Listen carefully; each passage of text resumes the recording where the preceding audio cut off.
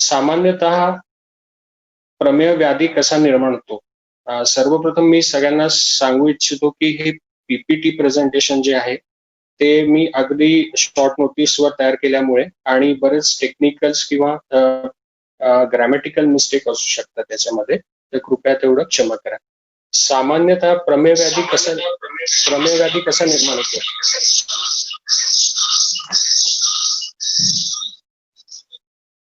Hello. सामान्यतः प्रमेय व्याधी कसा निर्माण होतो हे आपण पाहूया. ग्रंथामध्ये दोन पद्धतीच्या संप्राप्ती आपल्याला पाहायला मिळतं, हे सगळ्या आपल्याला माहितीच आहे. एक आहे सामान्य क्षयाचे हेतू, म्हणजे चरक सूत्रस्थानाच्या 17व्या अध्यायामध्ये आपल्याला हे पाहायला मिळतं की कफ शोणित शुक्रानाम मलानामच्या अतिवर्तन, हे सामान्यतः क्षयाच्या जे हेतू आहे त्याच्यामध्ये एक त्याच्यातलं कारण दिलेलं आहे की कफ शोणित शुक्र हे जे सार धातू आहे त्यांचं आणि मळाचं अति प्रमाणात जर शरीराच्या बाहेर गमन झालं तर ते क्षयाला कारणीभूत होतं. आणि विशेष म्हणजे चरकांनी पुढच्या श्लोकामध्ये हे वर्णन केल्यानंतर लगेचच मधुमेहाची संप्राप्ती वर्णन केली. आता हे बरेच वेळा प्रश्न पडायचा की क्षयाचं वर्णन केलं, धातू क्षयाचे सगळे श्लोकाची लक्षणे लिहिली आणि त्याच्यानंतर लगेचच क्षयाची संप्राप्ती, क्षयाच्या संप्राप्तीनंतर लगेचच मधुमेहाचं का बरं आलं असावं? तर कारण मधुमेहाची जी क्षयाची संप्राप्ती आहे ती कदाचित एम्फसाइज करण्याची आवश्यकता चरकाचार्यांच्या काळात ती वाटली असावी. तर संप्राप्ती आपल्याला सगळ्यांना माहितीच आहे. ती मधुमेहाची जी सामान्य संप्राप्ती 17व्या अध्यायात आहे. श्लेष्माच पित्तमच मेधंच मांसच अतिप्रवर्तते तैहि आवृत्त गती ओजः आदाय गच्छति यदा बस्तीं तदा कुच्छ मधुमेह प्रवर्तते स मारुतस्य पित्तस्य कफस्य च मुहुर्मुहुः दर्शयति आकृती गत्वा क्षयम आप्यायते पुनः. याच्यामध्ये सामान्यतः आपल्याला संप्राप्ती आपण लक्षात घेतली तर संतर्पणोक्त सतत आहार विहार आपण जो करत असतो त्याच्याने आवृत्त वायू ओज धातू बस्सी मार्गात नेतो, त्याच्यातनं श्लेष्मा पित्त मेद मांस यांचं अतिप्रवर्तन होतं. अतिप्रवर्तन झाल्यामुळे शरीर क्षयाला प्राप्त होतं आणि मधुमेहाची निर्मिती होते. याच्यामध्ये मधुमेह शब्द जरी महत्व असला तरी इथे अवस्थारूपी क्षयाला खूप महत्व आहे असं वाटतंय. पुढे क्षयाची उपेक्षा आपण केली तर पुढे ग्रंथामध्ये आलेले त्या अध्यायामध्ये की पुढे प्रमेय पीडकेमध्ये रूपांतर होतं. प्रमेय पीडके 7 प्रकारच्या, त्याच्यामध्ये विद्रदी हा 7वा जो विद्रदीचा प्रकार आहे प्रमेय पीडकेचा, त्याच्यात कन्वर्जन होऊन असाध्य अवस्थेकडे त्याला प्राप्त होतं. आणि व्यवहारातही आपल्याला बघायला मिळतं की बरेच डायबेटिक पेशंटला आपण मधुमेह आणि डायबिटीस काही काळासाठी कम्पेअरही करायला लागेल, काही काळासाठी वेगळी ठेवायला लागेल. तर जेव्हा आपण मधुमेह किंवा डायबिटीस पाहतो तर तेव्हा बऱ्याच आजाराच्या लास्ट स्टेजमध्ये जर डायबिटिक पेशंट असला तर त्यांना पटकन तो आजार होतो किंवा इम्युनिटी डाऊन असल्यामुळे आता कोरोनाच्या साथीत आपण बघतोच आहोत की त्याचं विद्रदीमध्ये रूपांतर होतं आणि मग ते असाध्य अवस्थेकडे जातं किंवा कॅन्सर सारख्या कंडिशन मध्ये तीच आपल्याला परिस्थिती बघायला मिळते. ही पहिली संप्राप्ती आपल्याला क्षयात्मक संप्राप्ती म्हणून बघायला मिळते. आता ह्या स्लाइडवर किंवा या संप्राप्तीवर आपण पेशंटच्या अनुषंगाने पण पुन्हा येणार आहोत, पण सामान्यतः संप्राप्ती एक्सप्लेन करण्यासाठी मी ही स्लाइड्स आपल्याला दाखवतो आहे. आता जी दुसरी संप्राप्ती आहे त्याच्यामध्ये क्षयाची अवस्था फक्त वाताच्या प्रमेहामध्ये वर्णन केलेली आहे, पण एक सामान्य संप्राप्ती जी आपण म्हणतो प्रमेहाची जी चरक निदान स्थानात 4थ्या अध्यायात दिलेली आहे ती पण आपल्याला माहिती आहे की मेधश्च मासोच शरीरम क्लेदम कफो बस्तिगतम प्रदूष्य करोति मेहान समुद्रीणः उष्णैः तानेव पित्तम परिदुष्यं चापि क्षीणेषु दोषेषु अवकृष्य बस्तो धातु प्रमेह अनिलः करोति दोषो हि बस्तीं समुपेत्य मूत्रं संदुष्य मेहान जनयत यथास्व. याच्यामध्ये महत्वाचं हे जे आहे याच्यात कफश प्रमेहामध्ये सर्व धातूंमधील क्लेद म्हणजे आर्द्रता, मेद, मांस हे बस्तीतनं जातं. वातज प्रमेहामध्ये ऑलरेडी क्षय झालेले असते तेव्हा धातूंमधील सारता म्हणजे क्लेद हे बस्तीतनं जातो.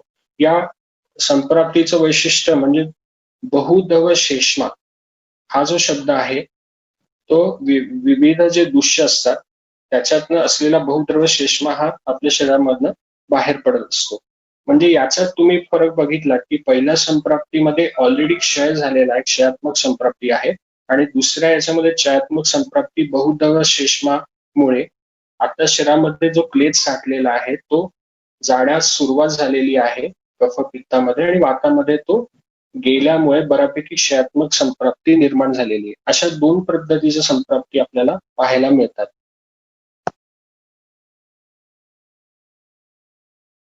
आता हे संप्राप्ती आपल्याला लक्षात आल्या, पण व्यवहारात येताना आपल्याला पेशंट मी प्रमेहाचा पेशंट आहे असं म्हणून नक्कीच येत नाही, तर आपल्याला काही ठोकताळे मांडून आणि संप्राप्तीचा विचार करून आपल्याला त्याचं निदान करावं लागतं. हे प्रमेय आहे. आता कृपया पहिली स्टेज याच्यामध्ये जमदग्नी सर नेहमी सांगायचे किंवा व्यवहारातही आपल्या सगळ्यांना लक्षात येतच असेल की सगळ्यात मोठी गडबड अशी होत असावी किंवा सुरुवातीच्या प्रॅक्टिसमध्ये बरेच वेळा हे कन्फ्युजन होतं. काही वेळा कन्फ्युजनमुळे चुकीचं डायग्नोसिस होऊ शकतं की बरेच वेळा प्री डायग्नोस्ड डायबिटीस मलायटिस असं प्री डायग्नोसिस असलेल्या पेशंटला आपण प्रमेह म्हणूनच ट्रीट करतो आणि मग शिलाजीत, चंद्रप्रभा असं आपल्या डोक्यात विचारसरणी चालू होते. तर मला असं वैयक्तिकरित्या वाटतं ते कृपा करून ते पूर्वग्रह दूषित होऊ नये. त्याचं कारण बरेच पुढच्या केसेसमध्ये मी काही केसेस सांगणार आहे, त्यावेळी पुन्हा एक्सप्लेन करेन. पण बरेच वेळा या पेशंटचं निदान हे ज्वर असू शकतं, बरेच वेळा आमवात असू शकतं, बरेच वेळा वेगवेगळ्या कारणांनी त्याचा रक्तगट शर्करा ही वाढलेली असू शकते, प्रेग्नन्सीच्या काही काळात असू शकते. असे वेगवेगळे कंडिशन असू शकतात ज्याच्यामध्ये आपल्याला असं वाटतं की डायबिटीस आहे म्हणजे हा प्रमेय असलाच पाहिजे. बरेच वेळा ते बरोबर जरी असलं तर काही वेळा ते अजिबात बरोबर नसतं. हे काही केसेसच्या अनुभवानंतर आणि वैद्य जमदग्नी सरांच्या मार्गदर्शनामुळे नक्की लक्षात आलेलं आहे. तर कसं निदान करावं? तर पहिले तर अगदी डोकं शून्य ठेवून त्याची लक्षणं निदान पंचक हेतू प्रमेयाची आहेत का, पहिला मुद्दा तो बघायचा की आपल्याला सगळे श्लोक माहिती आहे, आपल्या सगळ्यांना जनरली हेतू माहिती आहे की दिवा स्वप्न आराम करण्याची ज्यांना सवय असते किंवा जे आपल्याला संस्कृतचे शब्द माहिती आहेत, श्लोक पाठ आहेत, त्याच्यातले जे हेतू आहेत ते सगळे आपण त्या पेशंटमध्ये आहेत का किंवा त्याच्यातली काही लक्षणं आहेत का ही आपण तपासून पाहायला हवी, प्रश्नांनी विचारली गेली पाहिजे. तसंच पूर्वरूपाची काही लक्षणं त्याच्यामध्ये दिसत आहेत का आणि किती तीव्रतेने ही हेतू सेवन त्याच्या शरीरामध्ये होतं, कारण याच्यावरनं व्याधीची ग्रॅव्हिटी पण आपल्याला लक्षात येऊ शकते. आणि शक्य झालं तर बहुतेक पेशंटमध्ये प्रत्यक्ष मूत्र परीक्षण हे करता येऊ शकतं का. काही पेशंटमध्ये मी आग्रहाने करून घेतो, पण काही पेशंटमध्ये काही कारणाने शक्य होत नाही. तर मूत्रपरीक्षण हे करावं का आणि ते केलं तर त्याचा काय फायदा होऊ शकतो आणि कधी कधी लिमिटेशन त्या मूत्रपरीक्षणाला येऊ शकते, हे सगळं आपण पाहूया. मधुर सपिच्छ मधाप्रमाणे दिसणारे गढूळ मूत्र आहे का, म्हणजे आविलमूत्रता आणि प्रभूतमूत्रता हे आपल्याला प्रमुख लक्षणं माहिती आहे. तर ते दोन लक्षणं या रुग्णामध्ये आहेत का. दोष क्षीण झालेलं असलं आणि असं गढूळ मूत्र असलं तर आपण वाताचं निदान करू शकतोय, आणि कफाधिक्याची लक्षणं असली आणि सपिच्छ मूत्र आहे, गढूळ मूत्र आहे, तर आपण कफश प्रमेयाचे निदान करायला आपल्याला सोयीस्कर होऊ शकतं. अर्थात अत्यंत तीव्र चिंता असल्यास बरेच वेळा व्यवहारात आपल्याला बघायला मिळतं की आपण एकीकडे हेतूंमध्ये बघतो की अचिंता हा हेतू दिलेला आहे, किंवा चिंता जो करत नाही, जो आरामात राहतो, व्यायाम करत नाही, अशा लोकांना प्रमेय होतो. पण एके बाजूला आपल्याला बरेच वेळा डायबिटीस पर्टिक्युलर प्रमेय नसला तरी डायबिटीसच्या बाबतीमध्ये टेन्शन्स आणि चिंता प्रचंड करणाऱ्यांमध्ये डायबिटीसचं शुगर पॉझिटिव्ह दिसते, युरिन शुगर पॉझिटिव्ह दिसते. तर हे सुद्धा एक कारण असू शकतं. तर याचं कारण असं आहे, जसं मला समजलं की क्षयाच्या हेतूंमध्ये चिंता, जागरण, प्रजाग्रही हे जे आलेलं आहे ते ओजक्षयांच्या कारण आलेलं आहे, आणि ओजक्षय झाला की आणि जर बसणे लाईफस्टाईल बसणारी असली तर त्याचं कन्व्हर्जन वातज प्रमेयामध्ये होऊ शकतं. तर त्याच्यामुळे अत्यंत तीव्र चिंता आहे आणि वरचे प्रमेयाचे हेतू आहेत. तर हे वातज प्रमेयाकडे जातं का, हे पण एक बरेच वेळा दिसून येतं. पाचवं म्हणजे ड्रग हिस्ट्री, म्हणजे मूत्रवर्ण किंवा स्वरूप बदलणारी काही औषधं पेशंट घेत आहेत का, ऑलरेडी काही सुरू आहेत का, किंवा बरेच काय झाले डायबिटीसची काही औषधं चालू आहेत का आणि त्याच्यामुळे काही परिणाम होतो का. तर बरेच वेळा हे कन्फ्युजिंग होऊन जातं की अनेक वर्ष पेशंट डायबिटीसच्या मेडिसिन्सवर आहे आणि आपल्याकडे आलेला आहे. अशा वेळी निदान कसं करावं, की बरेच वेळा प्रभू तर त्याच्यामध्ये असेलच का, हे आपल्याला लक्षात येत नाही की बरेच वर्षापूर्वी जेव्हा औषधं चालू केली तेव्हा त्याचं प्रभुपुत्रता आणि बहुमूत्रता होती आणि मेडिसिन्स नंतर कमी झाली. तर या अवस्थेमध्ये आपण त्याला प्रभुतमूत्रता मानावी का नाही मानावी, हे सगळे विषय आपल्याला मुद्द्यात लक्षात घ्यावे लागतात आणि त्याचा साकल्याने विचार करून मग निदान करावं लागतं. हे थोडक्यात या 5 गोष्टी आपल्याला व्यवहारात लक्षात घेऊन आणि त्याच्यानंतर नाडी परीक्षण जर जमलं तर या 6 गोष्टीतनं आपल्याला प्रमेहाचं निदान करता येतं. आता बरेच वेळा आपल्याला असं दिसतं की व्यवहारामध्ये बरेच पेशंट्स असे आपल्याला सापडतात की जे आराम करणारे आहेत, दिवसा घेणारे आहेत, चिंता अजिबात नाही करणारे आहेत आणि अनेक वर्ष त्यांचं ते सेवन चालू आहे किंवा काही कारणाने, पण तरी सुद्धा त्यांना डायबिटीस दिसून येत नाही. आणि काही पेशंटला अगदी 2 महिन्याचं निमित्त किंवा हेतू सापडतो, 3 महिन्याचा हेतू सापडतो, फारसा काही हेतू सापडत नाही, तर तरी सुद्धा त्यांना प्रमेयाचे लक्षणं सापडून येतात. तर किती काळासाठी ते हेतू एक्सपोज झालेले आहेत, त्याच्यापेक्षाही ते दोष दृश्य हेतू यांचा जर परस्पर अनुबंध जर तयार केला नाही तर रोग होत नाही, आणि अनुबंध जर उशिरा झाला तर कमी लक्षणं होतात, आणि अनुबंध चांगल्यापैकी झाला तर ग्रंथाची सगळी लक्षणं आपल्याला पेशंटमध्ये बघायला मिळतात. असं चरक निदान सणात चौथ्या अध्यायात सांगितलेलं आहे. ते बरेच वेळा आपल्याला लक्षात येतं. व्यवहारामध्ये आपण जेव्हा प्रॅक्टिसला बसतो तर असं जाणवतं किंवा मला जाणवलं आहे की काही पेशंटला आपण हिस्ट्री घेऊनही अरे हे तर सगळं प्रमेहाची सगळी हेतू सांगतं, पण प्रमेहासारखी काही लक्षणं दिसत नाही. बरेच वेळा खूप कमी हेतू सापडतात तरी सुद्धा त्याला प्रमेहासारखी सगळी लक्षणं दिसतात. तेव्हा या श्लोकाचा उपयोग मात्र आपल्याला नक्की करता येतो. हा प्रमेह कोणाला होतो, हे एक श्लोक आहे की एक जनरल जे आहे की खाणं पिणं विवेकाने न करणारा, पायी चालणारा, पायी न चालणारा किंवा न आवडणारा आणि फारसं न चालणार अशी जी किंवा स्नान न आवडणारा अशी जी व्यक्ती असतात त्यांना प्रमेह होतो. हा दिसायला सोपा श्लोक वाटतो, पण बरेच वेळा शुगर टेस्ट पॉझिटिव्ह आहे, HbA1c रेस्ड आहे आणि त्यांना जर हे हेतूच नाहीये किंवा तो खूप ऍक्टिव्ह आहे, बाकीच्या गोष्टी आहेत, तर प्रत्येक वेळी त्याला प्रमेह म्हणून ट्रीट करायचं का? तर बरेच वेळा नाही असंच उत्तर येतं. सो त्याच्यामुळे हे जे बेसिक श्लोक आहेत चरक संहितेत दिलेले, हे जर आपल्या मनात पक्के असतील आणि याच्यावर पूर्ण विश्वास असेल, जसं सर म्हणायचे की आयुर्वेद उपदेशेषु विधिया परमादरा, तर हे श्लोक आपल्या डोक्याशी पक्के असतील तर असं जाणवतं की बरेच वेळा त्या पेशंटला प्रमेह म्हणून न येता वेगळंच निदान काहीतरी सापडतं. आता हे प्रमेय निदान, संप्राप्ती आणि कोणाला होतो एवढा आपण विचार केला. त्याचं चिकित्सा सूत्र चरकात बघितलं तर त्यांनी 3 कॅटेगरीमध्ये प्रमेयाचं औषधांचं किंवा चिकित्सेचं वर्णन केलेलं आहे. रुग्ण स्थूल असेल आणि बलवान असेल तर त्याचं शोधन पहिल्यांदा स्निग्ध औषधांनी करायला सांगितलेलं आहे आणि तर्पण त्यानंतर संतर्पण करून त्याची चिकित्सा करायला सांगितलेली आहे. संशोधन योग्य रुग्ण असेल म्हणजे प्रफेश प्रमेयाचा असेल पण तो दुर्बल आहे तर त्याला संशमन चिकित्सा सांगितलेली आहे. त्याच्यामध्ये मग मौंथ कषाय, यवचूर्ण, लेहा, लहू असे वेगवेगळे योग तुम्ही वापरून आपण त्याची चिकित्सा करू शकतोय. तिसरं आहे क्षय किंवा जे मधुमेहाची संप्राप्ती, वातस्पम्याची संप्राप्ती आणि कृश रुग्णांमध्ये आपल्याला बृहण चिकित्सा करायला सांगितलेली आहे. आता हे 3 कॅटेगरीचे पेशंट आपल्याला बघायला मिळतात व्यवहारामध्ये आणि तिघींची चिकित्सा ही खूप क्रिस्टल क्लिअर दिलेली आहे. फक्त आपल्याला योजना करणारे औषधं निवडायची आणि ते सिद्धांत तिथे अप्लाय करायचे असं आपल्याला व्यवहारात करावं लागतंय. मग त्याच्यामध्ये चरकामध्ये खूप वेगवेगळ्या प्रकारची योग दिलेली आहेत. सामान्य चूर्णाचे वेगवेगळे योग दिले आहेत, सिद्ध स्नेहाचे वेगवेगळे प्रयोग दिलेले आहेत. मध्वासव, भल्लातकासव, द्राक्षासव सारखे आसवांचा वापर त्याच्यामध्ये अग्निमांद्य असेल तर करायला सांगितलेला आहे. अनेक प्रकारचे सिद्ध उदक म्हणजे विजयसारासारखं सिद्ध उदकांचं पाणी तिथे प्राशन करायला सांगितलंय. जसं बहुद्रव श्लेष्मा शरीरातनं खूप निघाल्यामुळे अशा सिद्ध सारभाग उदकांचा खूप फायदा प्रमेयाच्या पेशंटमध्ये दिसून येतो. सिद्धूंचा प्रयोग सांगितलाय यवाचा. यवाविषयी मला पुढे आणखीन खूप बोलायचंच आहे.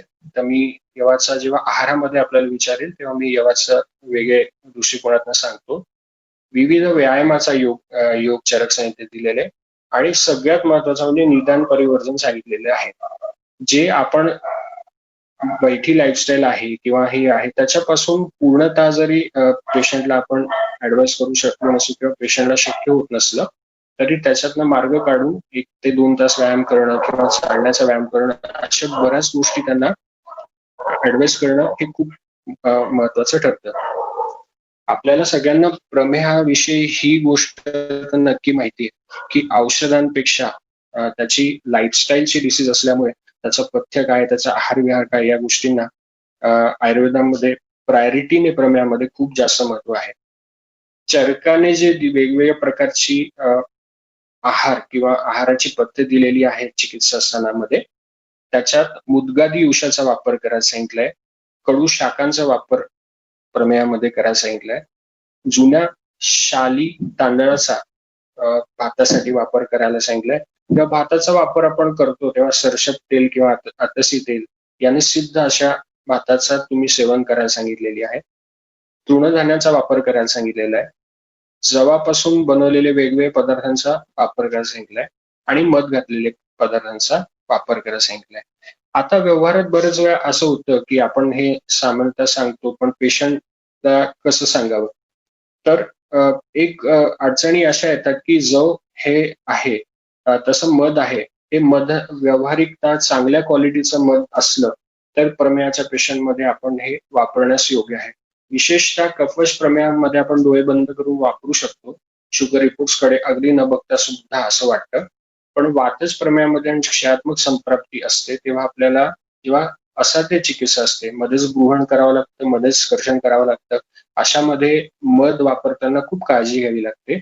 किंवा ऑथेंटिक मध असेल तर ते अगदी डोळे बंद करून आपल्याला वापरता येऊ शकतं. जर मला म्हणजे जमदग्नी सरांच्या लेक्चर्स मध्ये सुद्धा आणि व्यवहारामध्ये जे आपण वापरलेलं आहे त्याच्यावरनं असं जर आठवलं की एकल द्रव्य कोणतं वापरावं का व्यवहारामध्ये प्रमेयासाठी, तर मला डोळे बंद करून माझं ड्रग ऑफ चॉईस हे जव राहील, सातू राहील. आता बरेच वेळा आपल्याला व्यवहारात लक्षात येतं की कफश प्रमेयामध्ये कफाचा बहुद्रव श्लेष्मा आपल्याला काढायचा असतो.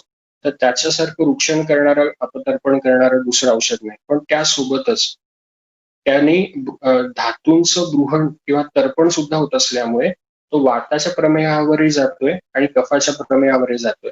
त्याच्यामुळे बरेच वेळा जे विद्यार्थी आपल्याकडे येत असतात किंवा ज्यांना माहिती असेल की सातूचा वापर हा खूप जास्त प्रमाणामध्ये आपण करत असतो किंवा जमदग्नी सरांकडे आपण सरांच्या क्लिनिकला बरेच वेळा तसा अनुभव घेतलेला आहे. सो त्याचा वापर करायचा. याच्या ओदनाच्या बाबतीमध्ये बरेच वेळा कन्फ्युजन असं होतं की भात खायला द्यायचा की नाही द्यायचा. तर अजिबातच न देण्यापेक्षा त्याच्यात काही युक्ती प्रमाणाचा वापर करून त्याचे पथ्य सांगितले तर खूप उपयोग होऊ शकतो.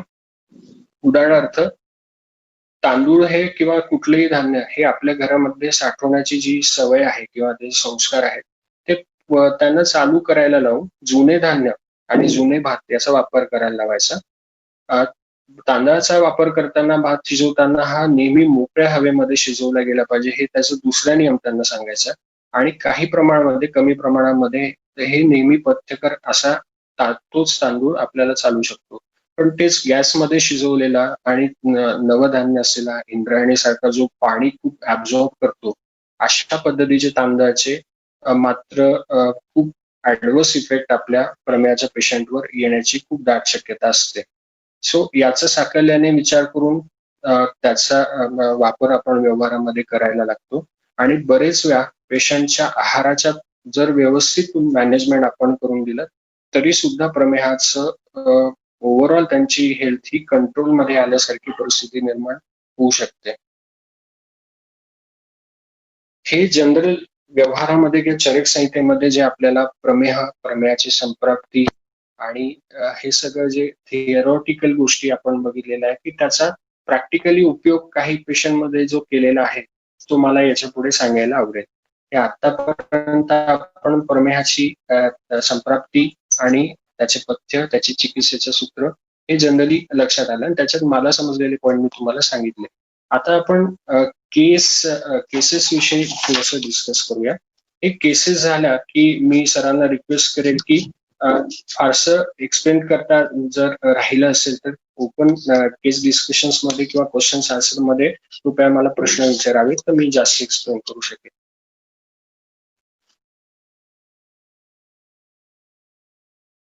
ही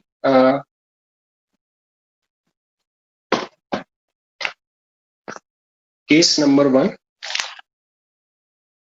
मी साधारणतः 5 केसेस आपल्या समोर प्रेझेंट करणार किंवा सांगणार आहे. त्याच्यातले जे 3 केसेस आहे या पूर्णपणे आपल्याकडे चिकित्सा होऊन कम्प्लीट झालेल्या आहेत. त्यातले 2 पेशंट आहेत त्याच्यातल्या चुका पण मला सांगायच्या आहेत की आपल्याकडनं काय राहिलं किंवा पेशंटकडनं काय राहिलं मग कसं बदललं म्हणून ते प्राधान्याने सांगत आहोत. असे 5 केसेस मी मांडणार आहे तर त्याच्यातली आपण पहिली केस आता पाहूया. एक 33 वर्षाची फिमेल रुग्ण होती. ही आपल्याकडे मुंबईच्या उकडीला आली होती. मी याच्यासाठी वैद्य केतकी धाकडे यांची आभार मानेल की त्यांच्या केस पेशंट असून आम्ही दोन्ही डिस्कशन केल्यानंतर हे सगळं औषधाचं आणि हे ठरवलं होतं. त्या हिशोबाने तुमच्या समोर हे केस मांडतो आहे त्यांच्या परवानगीने. या पेशंटला 33 वर्षीय पेशंट जेव्हा आपल्याकडे 4-5 वर्षापूर्वी आली ती ऍक्च्युली इनफर्टिलिटीसाठी आलेली होती. बायलॅटरल ट्युबल ब्लॉक्स होती तिला आणि तिला 20 युनिट्स इन्सुलिन चालू होतं. HbA1c 10 होतं. एक येण्याच्या 4 ते 7 वर्ष आधी त्यांना डायबिटीस मलायटसचं निदान झालेलं होतं ऍक्सिडेंटल. ग्लानी भरपूर होती, बहुमूत्रता होती, क्षुधा प्रचंड होती. कृमींची सगळी लक्षणं त्या पेशंटमध्ये दिसत होती आणि असे लक्षणे घेऊन आपल्याकडे कन्स्युम होण्याच्या प्रायोरिटीसाठी ते आलेली होती. तिच्यामध्ये हेतू आलस्य भरपूर होतं, काम करण्याची इच्छा अजिबात नव्हती, गमन कष्टता खूप होती, आळस खूप होता, अकर्मण्यता होती, खूप टाळ्या कामांची करणं, काही प्रमाणात मूतभक्षणाची हिस्ट्री होती. पण एक विशेष लक्ष देण्यासारखी गोष्ट अशी की जेव्हा 7 वर्षापूर्वी तिचं डायबिटीसचं निदान झालं होतं तेव्हा तिला टायफॉइड फिवर हे येऊन गेला होता, ऍडमिट होती आणि त्याच्यानंतर अचानकच डायबिटीसचं निदान झालं. त्याच्या आधी बहुमूत्रता हे लक्षणही नव्हतं पेशंटमध्ये. त्याच्यानंतर मग मात्र तिला 20 युनिट्स इन्सुलिन रेग्युलरली चालू झाली. तर आपण याचं निदान असं केलं की प्रमेहाची जरी तिची हेतू असली तरी आपण सन्निकृष्ट हेतू हे ज्वराला धरला आणि ज्वर आणि त्यामुळे प्रमेहाची संप्राप्ती शीघ्र शाखागत होऊन हा क्षयाकडे प्राप्त झालेली वातस प्रमेहाकडे प्राप्त झालेली पेशंट असं आपण निदान केलेलं होतं. तर चिकित्सा ही ज्वर प्राधान्याने आणि प्रमेहातली गृहण चिकित्सा जी ज्वराला पथोअनुपेतन म्हणजे न बाळणारी असावी अशी चिकित्सा आपण तिला निवडायची ठरली. आता हे जे मी खालचे कल्प लिहिलेले आहेत हे सगळे इन जनरल एक लाईन ऑफ ट्रीटमेंट ठरावे म्हणून आहे. पेशंटचे साधारणतः 1.5 वर्ष आपल्याकडे औषधं चालू असल्यामुळे खूप परमिटेशन कॉम्बिनेशन वेगळी वापरली गेलेली आहेत. तर ज्यांना डिटेल जाणण्याची इच्छा असेल तर नक्की तुम्ही क्लिनिकला येऊन कॉन्टॅक्ट करून केस बघू शकता, स्टडी करू शकता. सर्वप्रथम आपण लघु वमनपूर्वक औषधी या पेशंटला दिली होती. मृतभक्षणाची असल्यामुळे शोधनाची अपेक्षा होती, अग्निबल चांगलं असल्यामुळे ऍटलिस्ट लघुवमन करण्या इतपत नक्कीच ही परिस्थिती होती. लघुवमन पूर्वक औषधं चालू केली. आरोग्यवर्धिनी, पामेजवा, कुमारी आसव, हरिशंकरस अशा कॅटेगरीची औषधं जी गृहण करणारी पण आहे आणि यकृताला उत्तेजना देऊन ज्वराचं सुद्धा पाचन करणारी आहेत अशी औषधं आपण सुरुवातीला तिला वापरली होती. वर्षातनं 5 वेळा लघु वमन केले होते आणि साधारणतः 1 वर्षानंतर खूप सुंदर पाचन झाल्यानंतर तिला पटोलादी बस्ती 14 दिवसांची आपण दिली होती. त्याच्यासोबत जसं प्रमेहाचं किंवा डायबिटीसही असेल तर त्याच्यामध्ये पेरिफेरल ग्लुकोज हा युटिलाइज होण्यासाठी आपल्याला स्किपिंग, वॉकिंग, स्केलेटल मसलमध्ये ग्लायकोजनमध्ये फॉर्मॅटमध्ये ते साठवू नये त्याच्यासाठी जे व्यायाम आवश्यक असतात, कोष्टाचे व्यायाम, कपालभाती, ओंकार प्राणायाम, ते सगळे आपण त्या पेशंटला दिली होती. तिची काही सवयी जे हेतू आहे त्या सांगायच्या राहिल्या त्या मी तुम्हाला सांगतो. भात खाणं खूप होतं पेशंटचं, शेंगदाणे खूप खायची, दिवसातनं 5 ते 6 वेळा पुन्हा पुन्हा अध्यशनाची सवय होती, खूप पाणी पिणं, ही सगळी लक्षणं पण होती. आता हे ठोकताना आपण एक चार्ट तयार केलेला आहे. आपण ही ट्रीटमेंट केल्यानंतर आणि ज्वराचं निदान केल्यानंतर ज्वर आणि प्रमेहाचं मी ज्वरालाच प्रायोरिटी ठेवून आपण ट्रीटमेंट या पेशंटची वापरलेली होती. HbA1c तिचं आपल्याकडे आली तेव्हा 10 होतं. त्याच्यानंतर HbA1c ही 1 वर्षानंतर 8च्या खाली कन्सिस्टंट राहायचं, जे फ्लक्च्युएटिंग 10-12 असं असायचं, ते 8च्या खाली होतं 1 वर्षानंतर. इन्सुलिनच्या बाबतीत तुम्ही ड्रास्टिक चेंजेस बघू शकता की आपल्याकडे आली त्या 20 युनिट्सचं इन्सुलिन या पेशंट यूज करत होती, पण at the end of the 1 year insulin completely stop केलेलं होतं डायबेटोलॉजिस्टनी आणि ओरल मेडिकेशन्सवर, बेसिक मेडिकेशन्सवर तिला टर्न केलेलं होतं. तिचे रिपोर्ट सगळे नॉर्मल आल्यामुळे. ही सगळी डायबिटीस आणि प्रमेहाचं वर्णन करत असताना तुम्हाला हे सांगू इच्छितो की ही पेशंट आपल्याकडे बायलॅटरल ब्लॉक आणि इन्फर्टिलिटीसाठी आलेली होती, पण ती वर्षभरानंतर तिच्या मिस्टरांची तिची ट्रीटमेंट केल्यानंतर कन्सिव्ह पण झाली आणि तिला ट्विन्स डिलिव्हर झाले. तिच्या डिलिव्हरीच्या काळामध्ये सुद्धा 3ऱ्या महिन्यामध्ये, 4थ्या महिन्यामध्ये खूप जास्त फ्लक्च्युएशन्स होती शुगरची. शुगर लेवल खूप कमी जास्त प्रमाणात चेंज होत होत्या आणि खूप जास्त हेवी मेडिकेशन्स प्रेग्नन्सीमुळे वापरू शकत नव्हते. विशेषतः 3ऱ्या महिन्यामध्ये टेरॅटोलॉजीच्या अनुषंगाने फार काही मेडिकेशन्स वापरले जात नव्हते. तेव्हा आपल्या मेडिकेशन्सवरच तिची डिलिव्हरी विदाऊट इन्सुलिन नॉर्मल झाली. जे बेसिक ओरल मेडिकेशन चालू होते त्यांनी कंट्रोल होत नव्हतं, हे विशेषतः नमूद करावं असं वाटतं. आणि याच्यात अजून एक स्टोरी सांगावीशी वाटते. 3ऱ्या महिन्यामध्ये, 4थ्या महिन्यामध्ये जेव्हा त्यांचा फोन मॅडमला आला होता की सतत ब्लड शुगर लेवल ह्या अबोव 300 आहेत आणि त्यांना कन्सर्न वाटत होतं की आता कसं होणार आहे, ते खूप प्रेशियस चाइल्ड आहेत, कन्फ्यूज झालेला आहे, तर याच्या पुढे आपल्याला कसं करता येईल. आम्ही जेव्हा याला डिस्कशनला बसलो तेव्हा असं लक्षात आलं की अरे आपल्याला ओरल मेडिकेशन्सलाही एक लिमिटेशन पडते, आपण सगळे वापरले आहेत, पण आपल्याला विशेषतः एक्सटर्नली काय करता येईल का. तर आपण जेव्हा प्रमेयाचा अभ्यास करतो किंवा ग्रंथांचा अभ्यास करतो, मी सुद्धा आता स्लाइड तुम्हाला दाखवल्यात, तर त्याच्यामध्ये आपण फक्त प्रमेय अध्याय काढला आणि तो प्रमेयाच्या हिशोबाने बघितला. पण बरेच वेळा असं होतं की प्रत्येक अध्यायामध्ये आपण जेव्हा प्रमेय बघायला लागतो, म्हणजे आपण फोकस जर आपला प्रमेय राहिला ना, तर पहिल्या अध्यायापासून शेवटच्या अध्यायापर्यंत चरकामध्ये प्रमेय प्रमेय प्रमेय असं सापडतं.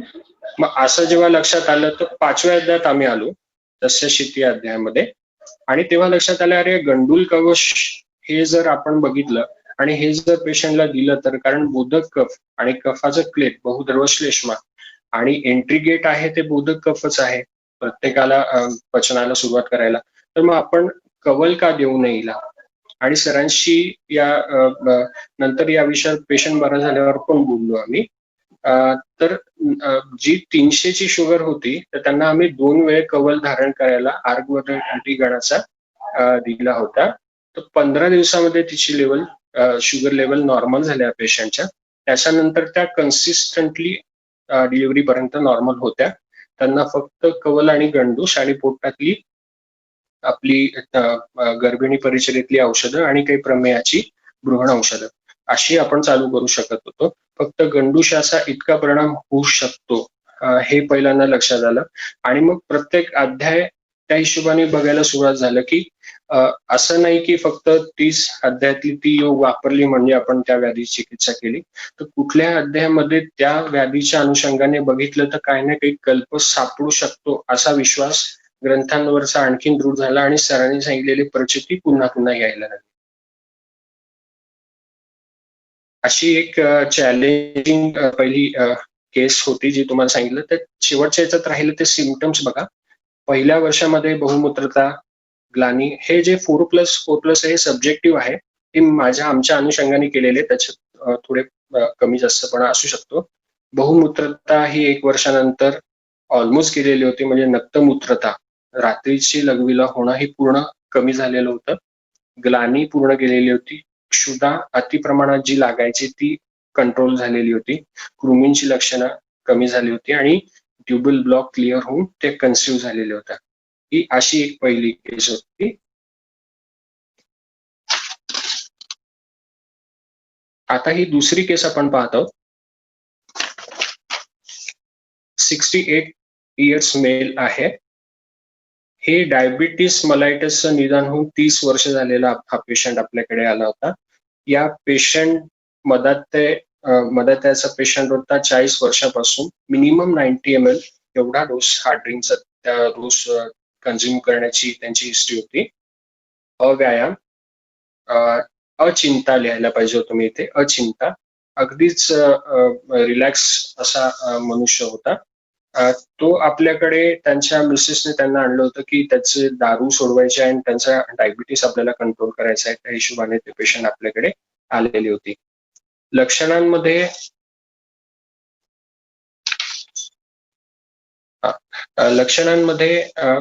पादशोथ हा प्रचंड प्रमाणात होता. त्याच्यानंतर प्रचंड प्रमाणात पायाला कंडू हे लक्षण होतं. व्यायामाचा अभाव होता. मलबद्धता ही जास्त प्रमाणात होती.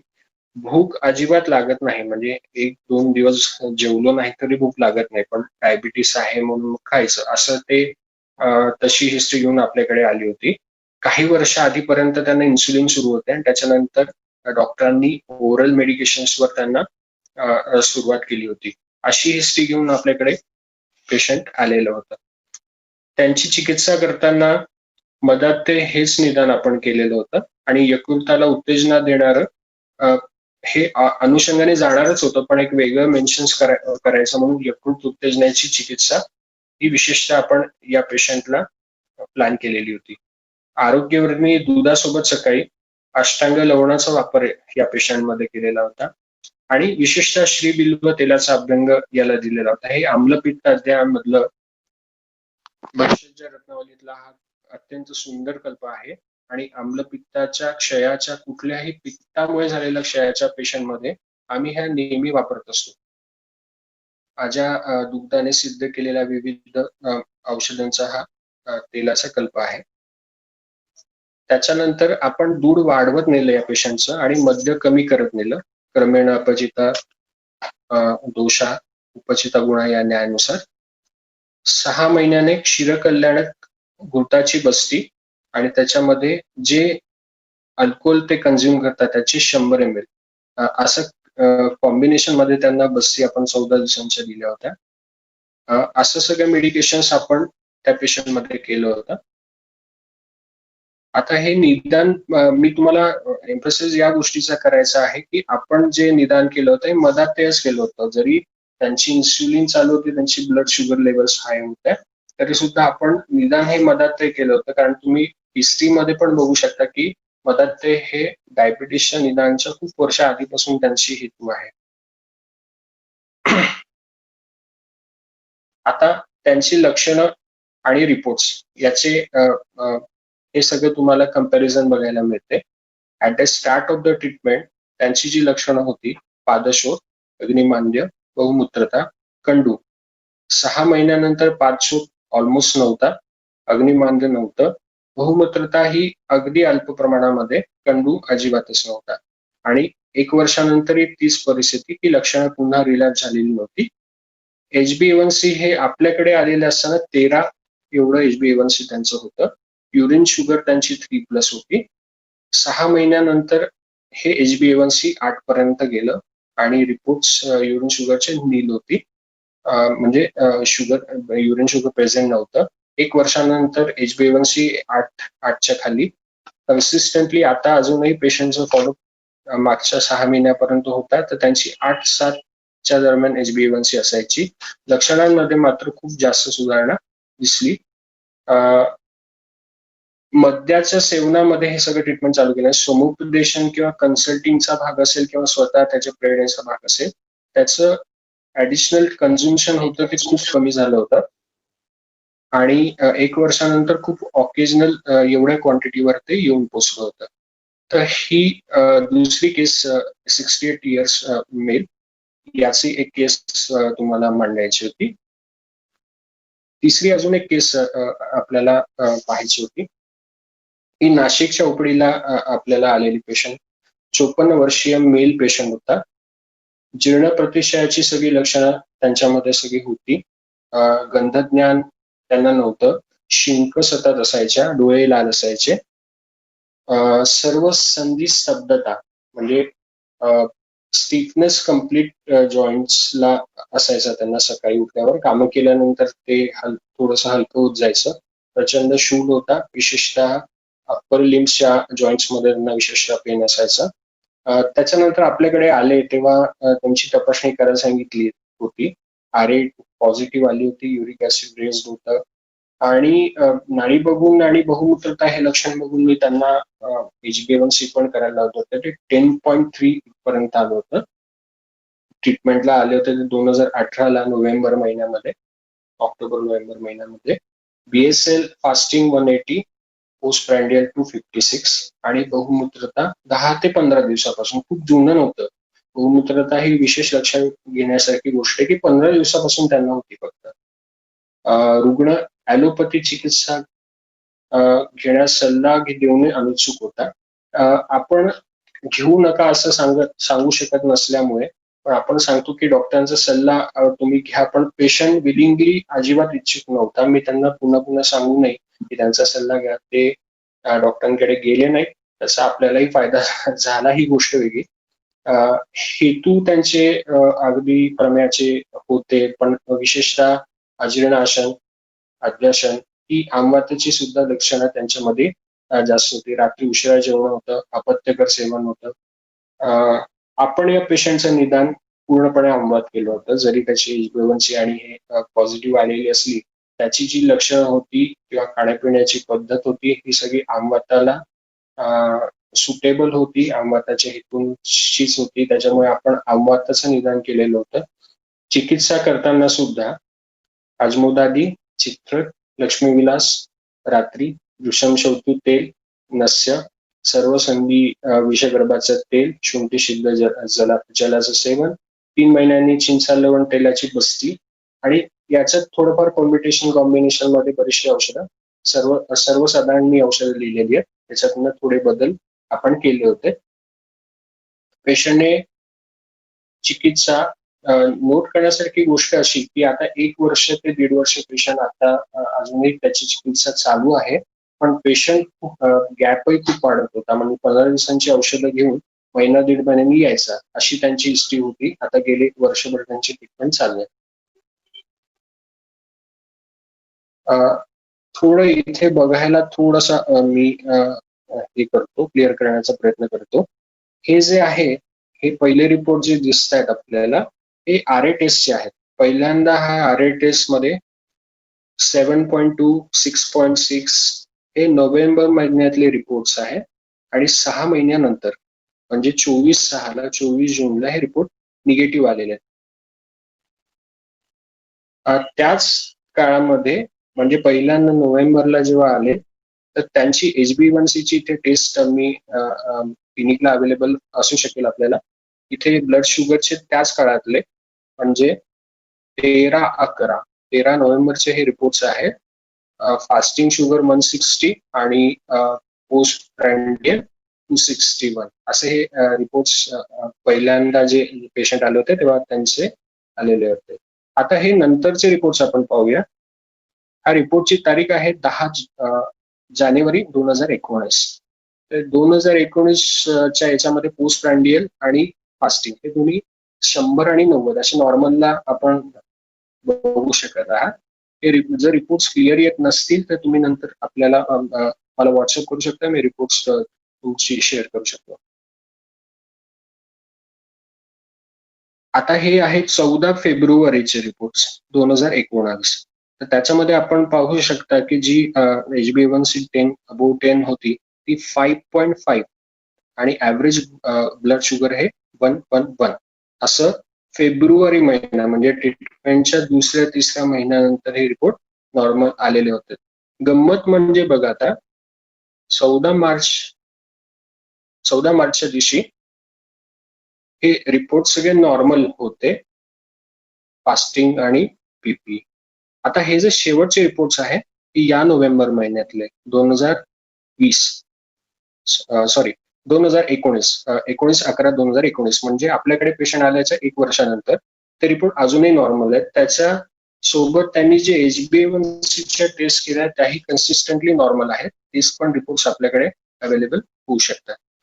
तर या केसमध्ये विशेषतः सांगण्याची गोष्ट अशी की नोव्हेंबर महिन्यामध्ये आपल्याकडे आले, आपण आमवाताचं निदान त्याच्यामध्ये केलं, आमवाताची पाचन दीपन पाचन औषधं दिली, रिपोर्ट HbA1c रेस्ड आहे, फास्टिंग शुगर ही महिन्याभरामध्ये आटोक्यात आली आणि गेले 1.5 वर्ष ही कन्सिस्टंटली नॉर्मल आहे. त्यांना आपण आता टॅपर डोस मध्ये म्हणजे 1 दिवसाआड औषध चालू करून आता बंद करण्याच्या स्टेजमध्ये या पेशंटची औषधं आलेली आहेत. बाकीची जी लक्षणं होती सुरुवातीची त्यांची यांचा चार्ट बनवायचा राहून गेलेला आहे की प्रतिशयाची लक्षणं सगळी कमी झालेली आहेत, पिनसची सगळी लक्षणं गेली आहेत, त्यांना श्वास घ्यायला आता त्रास होत नाहीये, गंधज्ञान पूर्ण आलेले, संधी स्तब्धता पूर्ण गेलेली आहे, शूर पूर्ण गेलेला आहे आणि पेशंट अगदीच रसायनाच्या सेवनाच्या काळामध्ये आहे आपल्याकडे. अशा 3 केसेस आपण पाहिल्या. आता ही 4थी केस आपण पाहणार आहोत.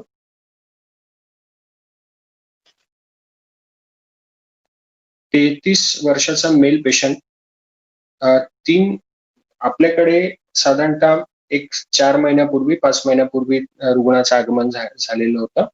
त्याच्या आधी 3 वर्ष आधी ऍक्सिडेंटली त्यांना डायबिटीसचं डायग्नोसिस झालेलं होतं. एक ऍक्सिडेंट झाल्यामुळे जखम भरून आली नाही त्यांची आणि मग तेव्हा डायबिटीसचं निदान झालेलं होतं. त्याच्यानंतर त्यांची कन्सिस्टंटली ओरल मेडिकेशन्स ॲलोपॅथीची चालू होती. जेव्हा जखम म्हणजे जेव्हा ऍक्सिडेंट झाला तेव्हा त्याच्या आधी सुद्धा आणि नंतर सुद्धा रात्री 1 ते 2 वेळा त्यांना लघवीला उठायला लागायचं अशी त्यांची हिस्ट्री होती. HbA1c आपल्याकडे नोव्हेंबरला आले तेव्हा 10.3, ऍव्हरेज जे ग्लुकोज असतं ते 248 असे रिपोर्ट्स होते. त्याच्यानंतर भरपूर चक्कर येणं, अशक्तपणा खूप असणं. बेसिकली त्यांचे येण्याचं कारण हेच होतं की सरांकडे आपल्या एक रिनोड डायबिटोलॉजिस्टकडे औषध चालू असून सुद्धा त्यांना चक्कर येणं, पुन्हा पुन्हा फेकल्यासारखं वाटणं, अशक्तपणा येणं आणि HbA1c कंट्रोल न होणं ही सगळी लक्षणं त्यांच्याकडे त्यांची होती. 15-15 मिनिटात पुन्हा पुन्हा मूत्रस्राव हे लक्षण मात्र खूप जाणवण्यासारखं इतपत होतं. अल्पनिद्रा, रात्री 1 ते 2 तास त्यांची झोप असायची. तुम्ही बघू शकत असाल हे सगळे पित्तवृद्धीची सगळी लक्षणं त्यांच्यामध्ये दिसली होती. हेतू त्यांची होती की चिंता, म्हणजे अचिंता हे लक्षण नव्हतं पण चिंता जी पित्ताकडे जाणारं लक्षण आहे, भय, पित्तकर आहार विहार, त्याच्यासोबतच आळस, काम करण्याची इच्छा नसणं, हे कॉम्बिनेशन मधली सगळी हेतू आपल्याला मिळाली.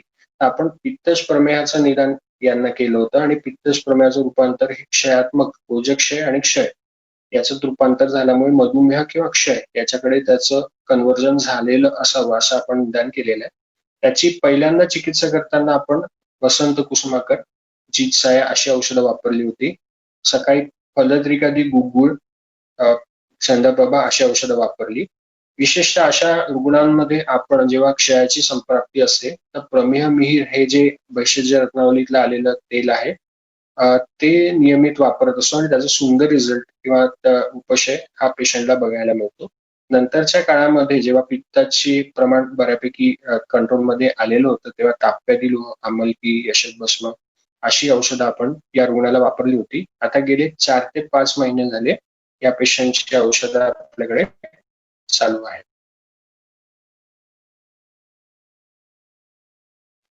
की रिपोर्टमध्ये आपण बघू शकता की पेशंटचं 21 ऑक्टोबरचे रिपोर्ट्स HbA1c चे 10.3 हे आणि एस्टिमेटेड ॲव्हरेज ग्लुकोज 248 असं आलेलं होतं. त्याच पेशंटचे 30 औषधं ॲलोपॅथीची चालू असताना 23 जानेवारीचे रिपोर्ट्स आपण पाहू शकता. HbA1c 6.4 आणि एस्टिमेटेड ॲव्हरेज ग्लुकोज 136. ही 2 ते 3 महिन्यामधलं हे चेंजेस आपल्याला बघायला मिळू शकतात. त्याच्यानंतर याची लक्षणं जी होती या पेशंटची, भ्रम पूर्ण गेलेला आहे, दौर्बल्य आता पूर्ण त्याचे दौर्बल्य ही कमी झालेलं आहे. पुन्हा पुन्हा जे मूत्रस्राव असायचा या पेशंटला तो पूर्णपणे गेलेला आहे. नक्तमूत्रता सुद्धा खूप कमी प्रमाणात आता त्याला तो त्रास होतो. निद्रा ही प्राकृत झालेली आहे. उपसंबाची पूर्ण काळजी त्याला घ्यायला सांगितली होती तसं तो घेतो पण आहे, मैथून वगैरे या गोष्टींची, आणि त्याला पूर्ण उपशय आलेला आहे. आता तो फक्त फॉलोअप म्हणून आणि औषधं कंटिन्यू करायची म्हणून घेतो. त्याची आता 1 ते 2 महिन्यामध्ये आपण औषधं कमी करून एक बेसिक मेडिसिन्स रसायनाची आपण चालू ठेवण्याचा विचार करतोय. ही 5वी चौथ्या केस नंतर ही 5वी जी केस आहे, ही पेशंट आपल्याकडे ऑक्टोबरच्या आसपास आलं होतं मागच्या वर्षी, आणि 2 वर्षापासून त्यांची मुलगी घेऊन आली होती की सतत त्यांचं वजन कमी होतं, आणि वजन कमी होण्याचा एक पॅटर्न होता की त्यांचं पोट अतिशय फुगलेलं होतं पण हातपाय त्यांचे बारीक बारीक होत होते.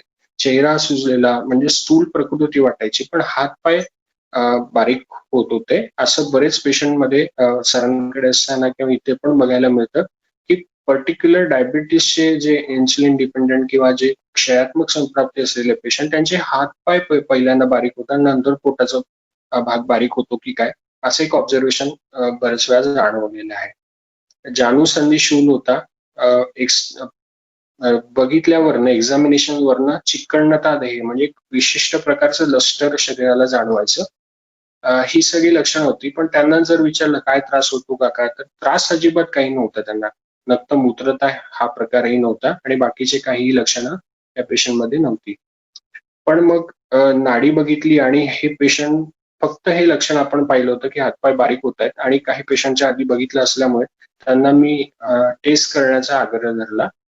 HbA1c त्यांची 12.7, फास्टिंग 242 आणि पोस्ट प्रँडियल 285 असे रिपोर्ट त्यांचे आलेले होते.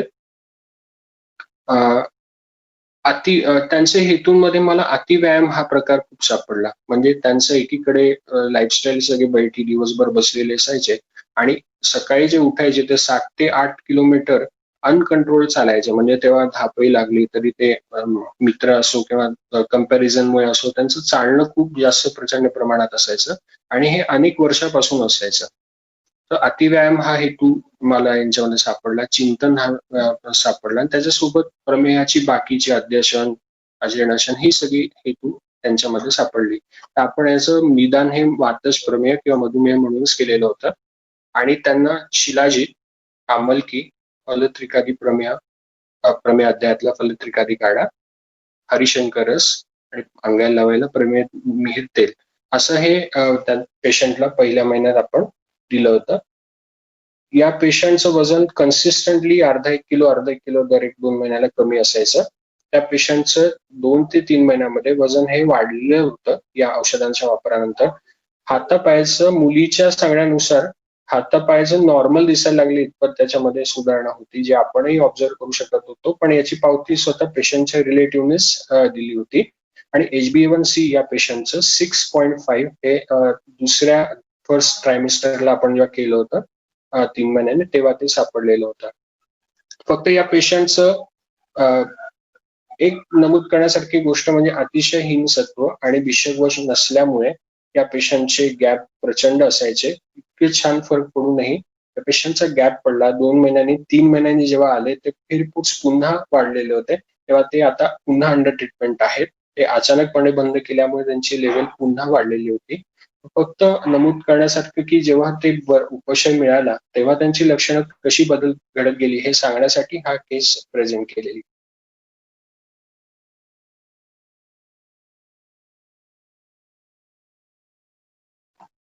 ही त्यांची तेव्हाची रिपोर्ट्स ही सगळी आलेली. हे जरा स्पष्ट येत नाही, मी नंतर क्लिअरली तुम्हाला पाठवू शकतो. आणि आता शेवटची केस आपण साधी केस पाहणार आहोत. आपल्याला बरेच वेळा असं वाटतं की किंवा केस प्रेझेंट करताना तुम्ही पाहिलं असेल की सगळे वातच प्रमेयाचेच पेशंट का? आपल्याला असं कफच प्रमेयाचे पेशंट टिपिकल बघायला मिळतच नाहीत का, की सगळे कन्व्हर्ट झाल्यावरच आपल्याकडे येतात का, असं असतं का? तर बरेच वेळा असं नसतं. फक्त आपण ते कफच प्रमेय असतं का हे व्यवस्थित बघता आलं तर आपल्याला सापडेल की स्थौल्याची पेशंट किंवा बाकीची जी जनरल पेशंट आहे त्याच्यामध्ये कफच प्रमेयाची हेतू, लक्षणं आणि निदान होण्यात त्यांची परिस्थिती नक्की असते. एक 20 वर्षाची फिमेल पेशंट आपल्याकडे आली होती. अरजस्का म्हणजे 6 महिन्यापासून तिला रजस्राव नव्हता. 89 किलो हे वेट होतं तिचं. स्थौल्य अर्थातच प्रचंड मेद संचिती होती. चिडचिड प्रचंड होती. बसल्या बसल्या किंवा 2 पावलाचं अंतर टाकलं तरी दम लागणं. बीपी प्रचंड वाढलेलं असायचं नेहमी 150 किंवा 110 अबोव्ह असायचं जेव्हाही आपण बघितलं होतं. बहुमूत्रता रात्री 3 ते 4 वेळा तिला रात्री उठायला लागण्याची कंप्लेंट होती. तृष्णा प्रचंड असायचं, पाणी खूप प्यायची. दौर्बल्य प्रचंड होतं, शरीर एवढं मोठं असू नये. ही सगळी लक्षणं घेऊन आपल्याकडे आली होती. कॉलेज गोईंग आहे, मुलगी आहे. तिचा हेतूमध्ये हॉर्मोनल ट्रीटमेंट तिने पाळी येण्यासाठी 1 वर्षापूर्वी घेतली होती आणि तेव्हा ग्लायकोमेट म्हणजे जी अँटी डायबेटिक ड्रग आहे ते सुद्धा त्या फॉर्मॅटमध्ये मला वाटतं रेग्युलर दिलं जातच हॉर्मोनच्या हिशोबाने. तर ते त्यांचं चालू होतं. तसेच प्रमेयाचं जे हेतू आहे अजिबातच उत्साह नाही, झोपण्याची इच्छा, सतत झोपलेली, दिवास्वप्न, कुठलंही काम लांबवण्याची जी टेंडन्सी हे सगळे हेतू तिच्यामध्ये होती. विशेषतः मृत पक्ष्यांची हिस्ट्री सुद्धा तिच्यामध्ये होती. साधारणतः 6 ते 8 महिने तिने लहानपणी मृत पक्ष्यांचा इतिहास 12-13 वर्षाची असताना तिला सापडलेला आहे. आपण हिचं निदान कफच प्रमेय आणि कृमी असं केलेलं होतं. चिकित्सा करताना लघुवमन आणि रेचन या हिशोबानेच आपण चिकित्सा चालू केली होती. बृहत वमनही आपण या पेशंटचं करू शकत होतो, पण सत्व बघता आपण तिचं सिलेक्शन केलं नव्हतं बृहत वमनासाठी. इंद्रावण जो योग आहे, विशालादी चूर्ण आपलं चरक बागभट्ट अध्यायातलं, शिलाजिताचा वापर केला होता. व्यायाम, फलमूल विरेचन आणि व्यवसायातील सत्तू याच्यामध्ये अशा पेशंटमध्ये कफश प्रमेयाच्या सातूचे जे कल्प आहेत ते मिरॅक्युलस रिझल्ट करतात असा अनुभव येतो. या पेशंटमध्ये अतिशय सुंदर आणि फास्ट स्पीडनी उपशय मिळाला होता. त्याच्यामध्ये सातूचं खूप मोठं कॉन्ट्रीब्युशन असावं असं मला वैयक्तिकरित्या वाटतं. त्याच्यानंतर तिचं 2 महिन्यानंतर शुक्र आणि निबंधाची एक बस्ती आपली जी असते धानवंतर तेलासोबत, तिची 14 दिवसांची आपण बस्ती त्या पेशंटमध्ये केलेली होती. तर याच्यातले रिझल्ट आपण पाहू शकतात की at a start of the treatment तिला श्वास प्रचंड होता. पाळी 6 महिन्यांनी होती आलेली होती, त्याच्यानंतर आलेलीच नव्हती. उदरगौरव प्रचंड असायचा.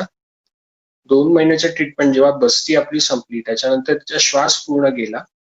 पाळी हो, पाळी अर्थात आलेली नव्हती कारण तिला 6 ते 8 महिने असं एस्टिमेटेड कॅल्क्युलेटेड असं वाटत होतं की तेवढा वेळ ओव्हरऑल स्ट्रक्चर बघता तिची, तर तोपर्यंत पाळी आलेली नव्हती. उदरगौरव पूर्ण गेलेला होता. वजन तिचं 2 महिन्यामध्ये 89 ते 81 किलोवर आलेलं होतं. प्रमेयाची जी लक्षणं होती नक्तमूत्रता ती भरपूर कमी झाली होती. ऑकेजनली तिला रात्री जावं लागायचं. तृष्णा हे लक्षण कमी झालेलं होतं. दौर्बल्य ऑलमोस्ट गेलेलं होतं. भ्रम हे ऑलमोस्ट गेलेले होते. तर अशा पद्धतीने तिला उपशय मिळाला होता आणि या पेशंटची ट्रीटमेंट अजूनही चालू आहे. पण प्रमेयाची लक्षणं तिची ऑलमोस्ट कमी झालेली आहेत. आता पांडू या हिशोबानेच तिचं विचार करून आपण औषधं चालू ठेवलेली आहे आणि मागे तिला स्पॉटिंग येऊनही गेलंय मागच्या महिन्यामध्ये. आता आपण अजून उपशय येण्याची वाट पाहत आहोत. तर असे टोटल आपले 6 केसेस मी तुमच्या समोर प्रेझेंट केले. याच्यामध्ये मूत्र परीक्षण काही वेळा करतो, त्याची एक स्लाइड होती माझ्याकडे. हे जे हरिद्रा वर्णी असे मूत्र किंवा मंजिष्ठा असे 2-3 आपल्याकडे जे वेगळ्या पद्धतीचे मूत्र परीक्षणात बघायला मिळाले ते मी तुमच्या समोर सादर केलेलं आहे.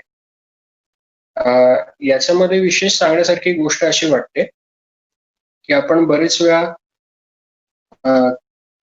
व्यवहारामध्ये आपण स्लाइड चालेल व्यवहारामध्ये आपल्याला असं बघायला मिळतं की ग्रंथोक्त जी लक्षणं असतात त्या पद्धतीचेच पेशंटचं मॅनिफेस्टेशन आपल्याकडे नसतं.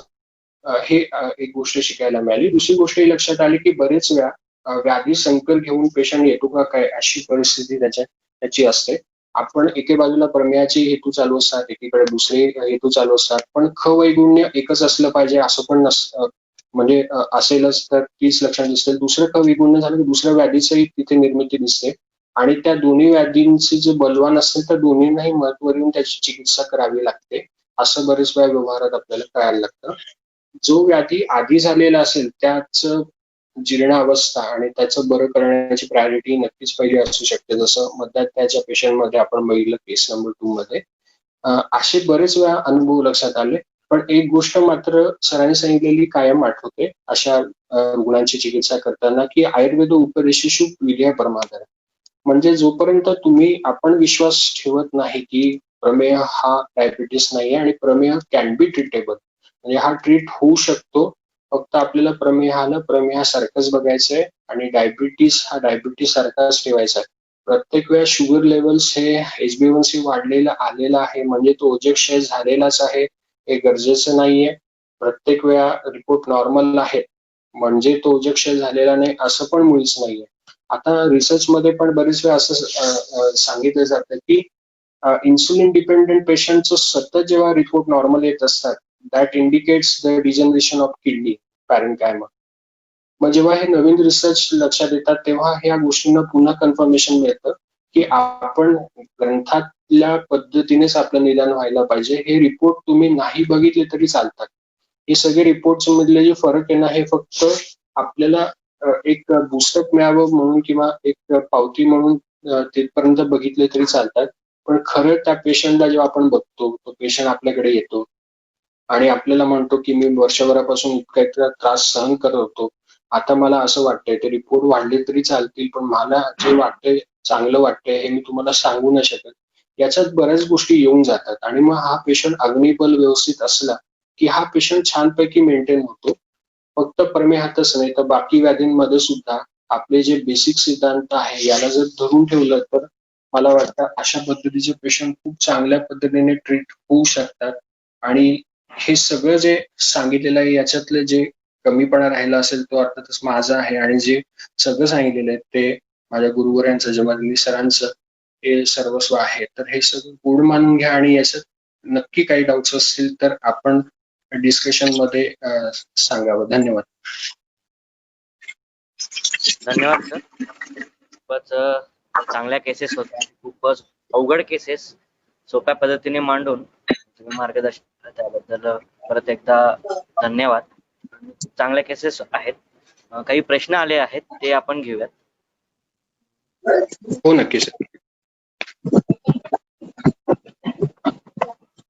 हरिशंकर रस बद्दल थोडेसे सांगावे आणि फर्स्ट केस मधील या लक्षणाबद्दल सांगावे आणि मेडिसिन पूर्ण स्टॉप होतात का हा एकच प्रश्न आहे.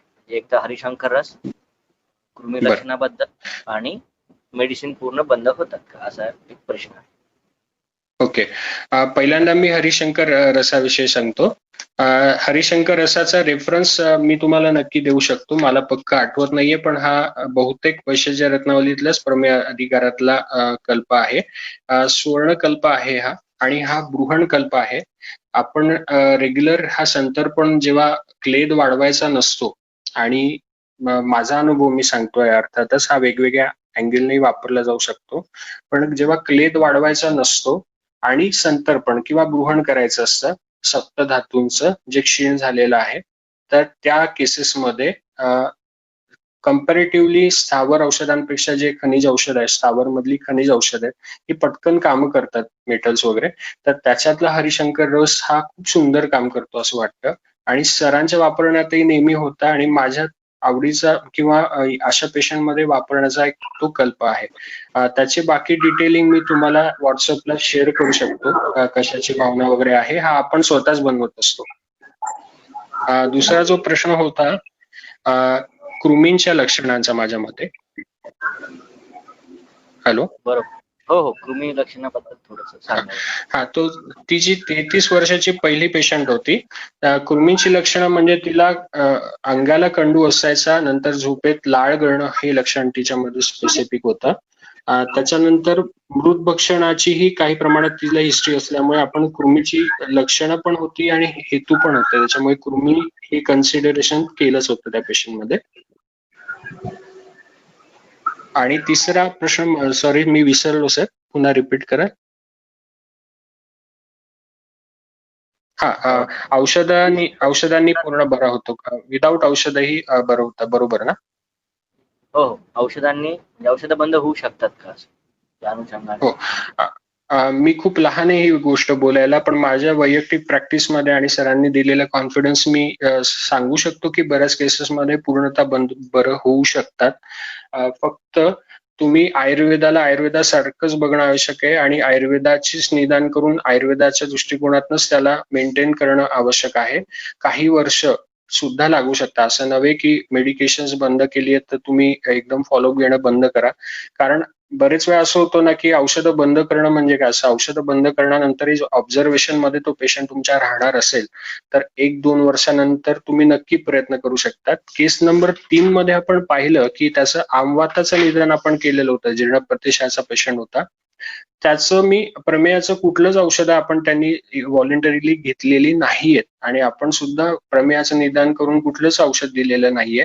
तरी सुद्धा त्याची पेशंट आता आपण टेपरला ऑलरेडी पेशंट तो गॅप टाकतो, त्याच्यामुळे असंही काही टेपरच आहे त्याचं. पण आता कम्प्लीट बंद होण्याकडे त्याची औषधं आहे रसायन सेवनानंतर. सो अशा पेशंट मध्ये तर नक्कीच होऊ शकतं असं वाटलं. तर त्यांनी कॉन्फिडन्स नक्की वाढला. थँक्यू. पुढचं आहे औषधी सत्तू, मात्रा, काल आणि अनुपात. हो. हे अगदी मात्र युक्ती प्रमाणाची गोष्ट आहे. कारण मी वैयक्तिकरित्या जे 2 ते 3 चमचे भरून असं त्याला काढ्या स्वरूपात म्हणजे 3 बाउलचं 1.5 बाउल करणं किंवा 2 बाउलचं 1 बाउल करणं असं देत असतो. याला व्यावहारिक काही कारणं आहेत आणि काही अनुभवाची कारणे आहेत. सरांकडे असताना आम्ही याच्यातली बरीचशी आपली सरांची विद्यार्थी आहेत तर त्यांना माहिती असेल की सातूचे वेगवेगळ्या पद्धतीने आपण 2 चमचे, अर्धे चमच्यापासून 15 चमचे, 20 चमचे एवढाही वापर करून बघितलेला आहे आणि रुग्णानुभव घेतलेला आहे. सो मॅक्झिमम आपण देऊ शकतो, जास्तीत जास्त देऊ शकतो, पण पॅलेटेबिलिटी हा प्रश्न येतो. पेशंट काही वेळेस सहन नाही करू शकत, तर कमीत कमी 2 चमचे भरून एवढं तरी डोस काढण्यासाठी दिला जावा असं वाटतं. तर मी बेसिकली 2 चमचे मिनिमम डोस हा देत असतो. 2-4 बाउल पाणी घेऊन त्याच्यामध्ये उकळून निम्मा आटवून उकळताना त्याच्या अगदी वृक्षता राहू नये म्हणून तुपाचा आणि तेलाचा 1-1 चमचा टाकून मग त्याला काढा करायचा आणि तो प्यायला द्यायचा पेशंटला. तर पॅलेटेबिलिटी हे फॅक्टर चांगलं होतं. वैयक्तिकरित्या चूर्ण यवाचं हे सेवन हे चूर्ण स्वरूपातच करायला लावलेलं आहे अध्ययनमध्ये. पण बरेच वेळा औषध इतकं कडू होऊन जातं की मला सुद्धा वैयक्तिकरित्या घ्यायला त्रास होतो, तर पेशंटला सांगताना तर त्रास होत असावा म्हणून मग आपण हेच या प्रेफरेबली असं वापरत असतो सातूला. ओके, धन्यवाद. क्षीरतेला बसती आणि मद्य. हॅलो. हॅलो, हा बोला सर. हॅलो.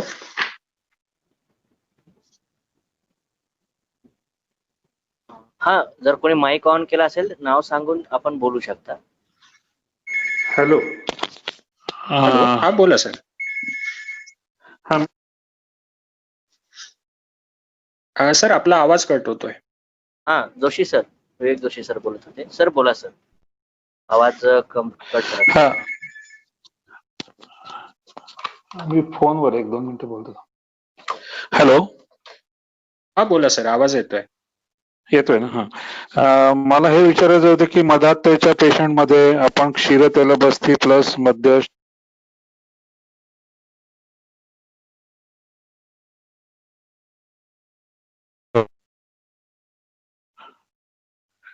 हॅलो, येतोय का आवाज?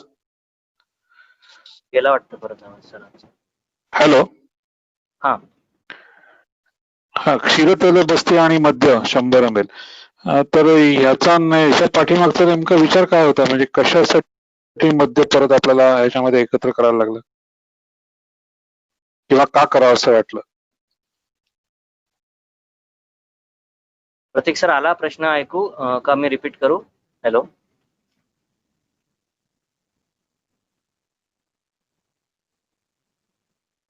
हॅलो. हॅलो. हा, हा सर, एक मिनिट देतील ते. बहुतेक आवाज जात नसेल, काहीतरी टेक्निकल सर अडचण ऑफलाईन आली. झाले.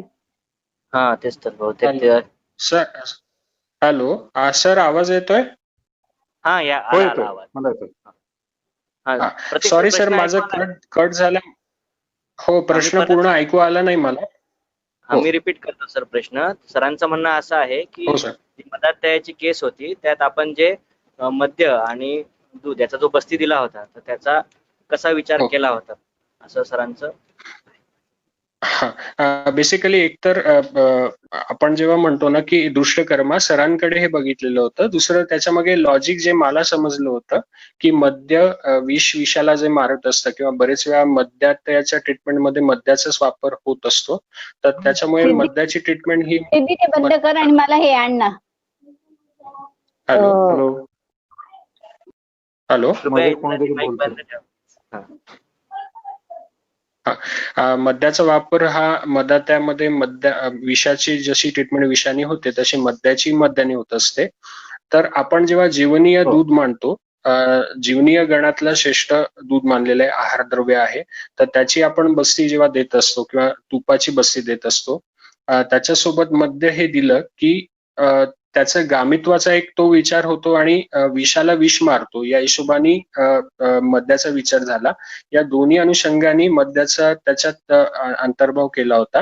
दुधाचा वापर जास्त आणि मद्याचा वापर कमी गामित्वासाठी, अशा पद्धतीने ते बस्तीची रचना केलेली होती. त्याच्यात 14 दिवसाच्या 2 सायकल केल्या होत्या आपण, आणि सरांकडे हे वापरण्याचा प्रघात आहे आणि आपण हे रेग्युलर वापरत असतो. अच्छा, पण त्याच्यात ना त्या लार्ज इंटेस्टाईन मधनं किंवा रेक्टम मधनं ऍब्सॉर्प्शन किती होईल याच्याबद्दलची आपल्याला काही माहिती आहे का? म्हणजे आपण देतो आता अशुकारी किंवा कामित्व त्याचं किती प्रमाणामध्ये होतं, याच्याबद्दलचा काही अभ्यास आहे का? प्रत्यक्ष काळ तर सर सांगता नाही येणार, पण लक्षणानुसार आपल्याला नक्की सांगता येईल. पण त्याचा इंटेस्टाईनवर काय होत असावा असा एक्झाम ऑब्झर्वेशनल स्टडी किंवा तो करून नाही पाहिलेला. ग्रंथांमध्ये आलंय मद्य, आसव, कांजी यांचा आपण बस्ती देत जातो. डायरेक्ट नाही, पण आपण देतो ना, तसं त्या हो, टाईप. त्याचे रेफरन्सही आहे सर, मी तुमच्याशी शेअर करेल मी संध्याकाळी. चालेल, Yes. Please please. चला, ओके हो. ओके, अजून एक थँक्यू. प्रश्न आहे, साधारण किती कालावधी ट्रीटमेंट साठी द्यावा? रुग्ण बघत असताना त्याला त्याबद्दल कशी कल्पना द्यावी? म्हणजे आता जे तुम्ही म्हटलं की 1 वर्ष 1.5 वर्ष, तर त्याबद्दलचं तो मार्गदर्शन करण्यासाठी मला थोडासा अंदाजा येतो आहे की हा स्टुडंट कडनं प्रश्न आलेला असेल, कारण एकदा वैद्यांचा अनुभव असा असतो ना की एकदा तुम्ही चेअरवर बसला आणि पेशंट समोर आला की साधारणतः तुम्हाला लक्षात येऊन जातं की हे धातू साम्य प्रस्थापित व्हायला या रुग्णाला किती वेळ लागू शकतो. कारण जेव्हा आपण प्रश्न विचारतो तर हेतू सेवन किती वर्षांसाठी आहे, त्याच्यानंतर त्याचे दोष किती लीन झालेले आहेत, आणि त्याच्यानंतर लक्षणं किती स्वरूपामध्ये, म्हणजे ग्रंथामध्ये 25 लक्षणं त्या व्याधीच्या आलेली आहेत, तर 25च्या 25 जर व्यक्त झालेली आहेत तर अर्थातच त्याची ग्रॅव्हिटी जास्त आहे, तर व्याधीची जास्त काळ आपल्याला ट्रीट करायला लागणार आहे. या सगळ्यांचा साकल्याने विचार करूनच टाइम पिरियड हा निश्चित करता येतो.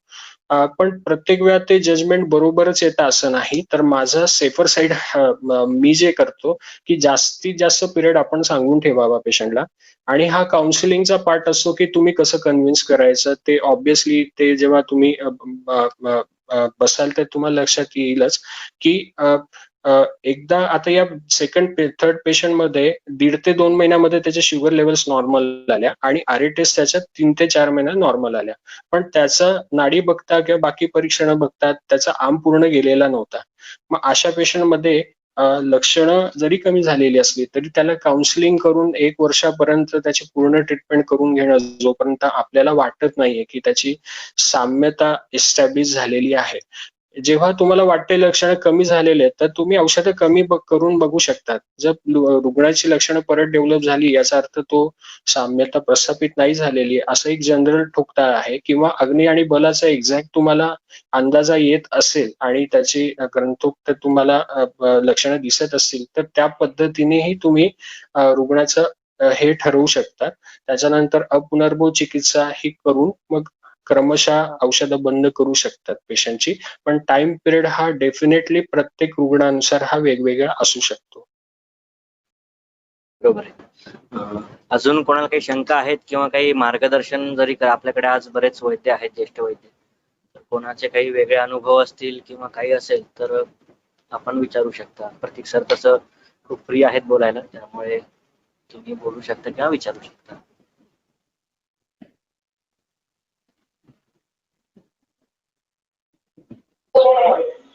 Hello sir. हॅलो, हा बोला सर. हा हॅलो सर, मी Roshan Chavan sir, UG final year student आहे सर. हो, सर बोला, माझा बोला. प्रश्न होता माझा प्रश्न होता की प्रमेयामध्ये जे कफज प्रमेय, पित्तज आणि वातज प्रमेय हे जे सांगितलेले आहे, हे प्रकारानुरूप आहे की अवस्थानुरूप, की प्रथम कफज प्रमेय होणार, then पित्तज आणि पुढची संप्राप्ती वातज कडे जाणार? हो. हा अगदी युजीच्या दिवसांपासून आतापर्यंत सगळ्यांना भेडसावणारा प्रश्न अजून मलाही भेडसावतो. त्याच्यामुळे मी माझ्या पद्धतीने निराकरण करण्याचा प्रयत्न करेन. जेव्हा आपण व्यवहारामध्ये येतो ना, मी नाव विसरलो, सॉरी.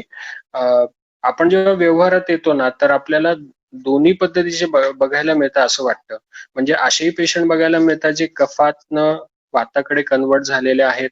म्हणजे इंडिव्हिज्युअल वाताची हेतुसेवन नसून सुद्धा कफाचं हेतुसेवन असल्यामुळे आणि जे 10 धातू सांगितलेले त्याचं सतत मूत्रमार्गाने स्रवण होत असल्यामुळे वातामध्ये कन्वर्ट झालेला पेशंट असू शकतो. किंवा वाताचे जसं केस नंबर 5 आपल्याला आठवत असेल की त्याच्यामध्ये 7 ते 8 किलोमीटर जेवढी त्यांची कॅपॅसिटी नव्हती त्याच्यापेक्षा अतिव्यायाम हे 20 ते 30 वर्षापासून त्यांचा असायचा. असे पण सरळ वाताच्या हेतूनही प्रकोपित झालेले वातज प्रमेय असेही असू शकतात. तर व्यवहारात तुम्हाला दोन्ही कारण सापडू शकतात. इंडिव्हिज्युअल हेतूनही सापडू शकतात किंवा एकमेक कन्वर्ट झाल्यानंतर त्याचं वातज प्रमेय आणि मधुमेहामध्ये कन्वर्ट झालेले सापडू शकतात, असं मला वाटतं. ठीक आहे सर, धन्यवाद सर. धन्यवाद. सर्वते सरांनी पण इथे एक चांगला पॉईंट सांगितला आहे. अल्कोहोलिक पेशंटला अल्कोहोलचे ऍब्सॉर्प्शन हे इंटेस्टाईन मध्ये होते, त्यासोबत त्याचे इंटेस्टाईन निरोजन कमी होऊन त्याचे रिसेप्टर कमी करणे महत्वाचा भाग असतो. त्यांनी धन्यवाद सर.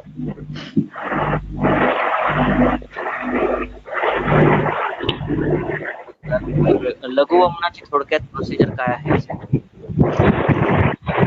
सर आवाज येत नाहीये, आवाज कट होतोय.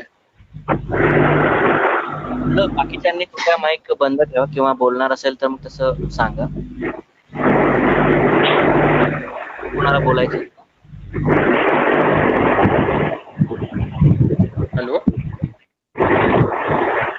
माईक चुकून कोणाला तरी चालू राहिलाय सर, करतो बंद मी. तोपर्यंत फक्त लघुवमनाचं थोडक्यात कसं आहे बुवा हे विचारलंय काहींनी. ओके. लघुवमन ही फार सोपी प्रोसिजर आपण करत असतो. त्याला आपण लघुवमन नाव दिलं ती कोष्ठशुद्धी असावी एका प्रकारची असं वाटतं.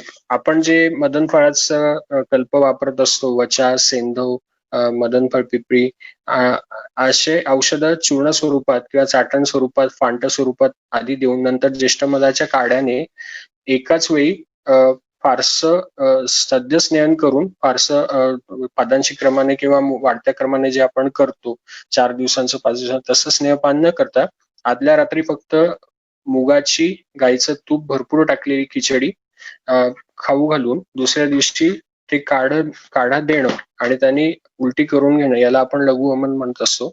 एक प्रकारचं काय असतं ना, कोष्ठशुद्धीचाच प्रकार आहे. पूर्ण वमन म्हणावं का नाही हे पण एक वादाचा मुद्दा असू शकतो, पण त्याचे रिझल्ट खूप सुंदर येतात.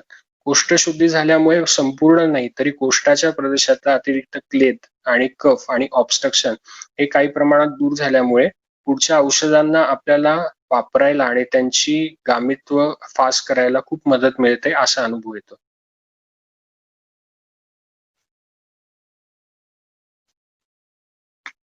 धन्यवाद. अजून एक आहे, सत्तू म्हणजे व्यवहारात नक्की काय घ्यावे असा एक प्रश्न आहे.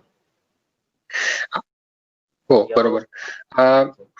आपल्याला जे यव किंवा सत्तू जे म्हणतो ना, यज्ञामध्ये आपण जे यज्ञाला आहुतीला जव टाकत असतो, जे आपल्याला किराणा दुकानातही मिळून जातात, आपण ते भाजून घेतो गुलबट रंगाचे होईपर्यंत आणि ते मिक्सर मधनं किंवा याच्यावरनं दळून घ्यायचे आणि त्याचं सातू म्हणून तेच औषध घ्यावं असं एक गुणानुसारही वाटतं आणि आप्तोपदेश पण आहे सरांचा, तर तेच आपण वापरत असतो.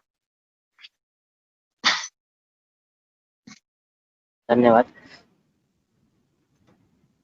अजून सर, हाऊ इज अति व्यायाम सिम्पटम रिलेटिव्ह टू मधुमेह? सर तुम्ही याच्यामध्ये पाहिलं ना, क्षयाच्या हेतूमध्ये किंवा वातज प्रमेहाच्या हेतूंमध्ये काढलं तर कषाय, चिंता, प्रजागर, अतिव्यायाम हे सगळे हेतू वाताच्या प्रमेयामध्ये आलेले आहेत निदानस्थानामध्ये, तर त्याचं डायरेक्टली रिलेटिव्ह आहेत ते वातज प्रमेयाशी. प्रश्न आहे का, उत्तर येत आहे. ग्रंथातील वेगवेगळ्या संप्राप्ती ज्या दिल्या आहेत त्यानुसार पेशंट दिसतात का? ओके. इंग्रजीमध्ये हा एक हे आहे ना की क्लासिकल प्रेझेंटेशन किंवा क्लासिकल असं दिसणं हे असं शक्यतोवर ना सगळे लक्षणांनी नसतं, हे प्राधान्याने असतं असं वाटतं. जेवढा अनुभव येतो त्याच्यावरनं सांगतो नम्रपणे की सगळेच्या सगळे जरी लक्षणं येत नसले तरी वेगवेगळ्या संप्राप्तीचे वेगवेगळे लक्षण दिसावे म्हणूनच हे मी वेगवेगळ्या पद्धतीच्या 5 केस प्रेझेंट करण्याचा प्रयत्न केला.